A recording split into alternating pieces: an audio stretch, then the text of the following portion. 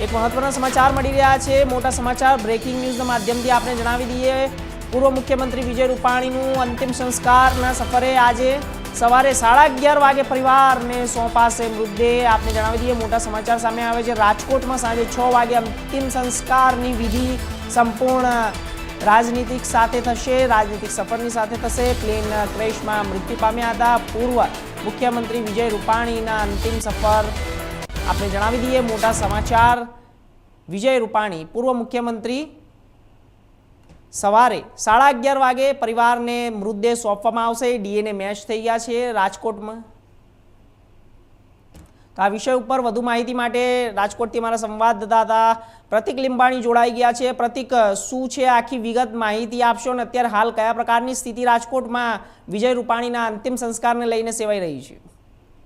Yes, વાત કરીએ તો જે અમદાવાદમાં પ્લેન ક્રેશ દુર્ઘટના સર્જાઈ હતી તેમાં ગુજરાત રાજ્યના પૂર્વ મુખ્યમંત્રી સહિતના 230 થી વધારે લોકો સવાર હતા, જેમનું ઘટના સ્થળે જ કમકમાટી ભર્યું મોત નીપજ્યું। ત્યારે સમગ્ર દેશ આ ઘટનાને એક સાંત્વના પાઠવી રહ્યો છે, મૃતકોને શ્રદ્ધાંજલિ પાઠવી રહ્યો છે અને મૃતકોને સહાનુભૂતિ પણ આપી અને પરિવારજનોને સહાનુભૂતિ પણ આપી રહ્યો છે। ત્યારે ગુજરાત રાજ્યને રાજકોટનું જે ઘરેણું મનાય વિજય રૂપાણી જે પૂર્વ મુખ્યમંત્રી હતા ગુજરાત રાજ્યના, તેઓનું પણ આ માર્ગ જે પ્લેન અકસ્માતમાં મોત નીપજ્યું હતું। ત્યારે ઘટનાના દિવસથી જે પરિવાર હોય વિજયભાઈ રૂપાણીના અને આસપડોશ સહિતના ચાહકોમાં પણ એક શોકની લાગણી જોવા મળી હતી, પણ જ્યાં લગી ઓફિશિયલ કોઈ સ્ટેટમેન્ટ ન ત્યાં લગી તે લોકો માનવા રાજી નહોતા કે વિજયભાઈનું મોત થયું છે। પણ છતાં પણ જે ઓફિશિયલ સ્ટેટમેન્ટ આવ્યા બાદ પણ અત્યારે વિજયભાઈના જે પરિવારજનો અને આસપડોશ સહિતના જેના ચાહકો છે તે હજી માની નથી રહ્યા કે વિજયભાઈનું આવું મોત હોય।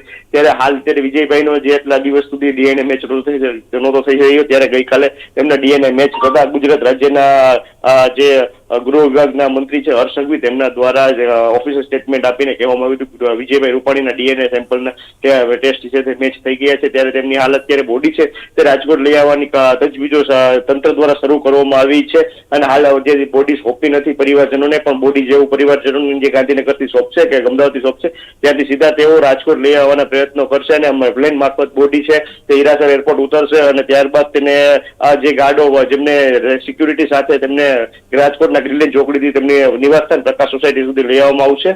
આ મહત્વની બાબત એ પણ છે કે અત્યારે જે રીતે વિજયભાઈનું મોત થયું છે તેથી એક અચાનક અણધારી મોતથી કે એના ચાહકો છે તેને શોકની લાગણી છે, તેના માટે અત્યારે એમના લોકોને અંતિમ દર્શન માટે વિજયભાઈના ઘરે જે પ્રકાશ સોસાયટીમાં આવેલું પૂજિત બંગલો છે ત્યાં અંતિમ દર્શન માટે બોડી રાખવામાં આવશે। તે બાદ તેમના જે ઘરથી આગળ થોડુંક મહાદેવ પ્રગટેશ્વર મહાદેવ મંદિરનું જે પટાંગણ છે ત્યાં ગાર્ડ ઓફ ઓનર સાથે વિજયભાઈના અંતિમ દર્શન રાખવામાં આવે છે, જેમાં હજારોની મેદનીમાં લોકો ઉમટી પડશે।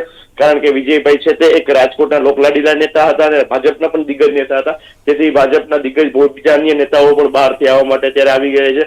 સાથે મહત્વની બાબત એ પણ છે કે ગુજરાત જે ભારતના જે ગૃહમંત્રી અમિત શાહ છે તે પણ રાજકોટ વિજયભાઈની અંતિમ યાત્રામાં જોડાય તેવી શક્યતાઓ સેવાઈ રહી છે। હાલ પણ અત્યારે કોઈ ઓફિશિયલ જે એમનું શેડ્યુલ સામે નથી આવ્યું કે જોડાશે કે નહીં જોડાય, પણ અત્યારે એવી વાત છે કે જોડાઈ શકે છે। પ્રતિક, બીજું કે અત્યારે હાલ રાજકીય સન્માન સાથે આ દરેક વિધિ થવાની છે, સમાચાર છે સામે? જી હર્ષ, ગાર્ડ ઓફ ઓનર સાથે જે રીતે મુખ્યમંત્રી પૂજ્ય જે વિજયભાઈ હતા તે ગુજરાત રાજ્યના પૂર્વ મુખ્યમંત્રી હતા, જે રીતે એમને જે વિધિ વિધાનથી અને જે રાજકીય રીતે જે એમની અંતિમ વિધિ કરવામાં આવશે તે જ રીતે ગાર્ડ ઓફ ઓનર સહિતની જે પ્રોટોકોલ જાળવીને તેમની અંતિમ વિધિ કરવામાં આવશે અને મોટા રાજકીય નેતાઓ પણ જે અંતિમ યાત્રા છે તેમાં જોડાવાના છે। અને મહત્વની બાબત એ છે કે આને લઈને કોઈ સમાચાર સામે આવ્યા છે? તેમની દીકરી લંડનમાં હતી અને અત્યારે હાલ પરત આવી છે દીકરી ગુજરાત? હા, એમની જે દીકરી જે લંડન હતી, જે વિજયભાઈ તેમને મળવા જઈ રહ્યા હતા લંડન, અને તે અત્યારે છે તે પરત ત્યાં છે અને તેમનો જે દીકરો છે ઋષભ રૂપાણી તે પણ અત્યારે અમે આફ્રિકાથી આવી ગયા છે અને અત્યારે તે પણ અત્યારે ગાંધીનગરથી તેમના જે અમદાવાદ પ્લેન ક્રેશ દુર્ઘટના થઈ હતી અત્યારે જે ડેડ બોડી રાખી છે તે એમના પરિવાર સાથે જ છે। જી જી, ચોક્કસ પ્રતિક, આપનો ખૂબ ખૂબ આભાર। તમે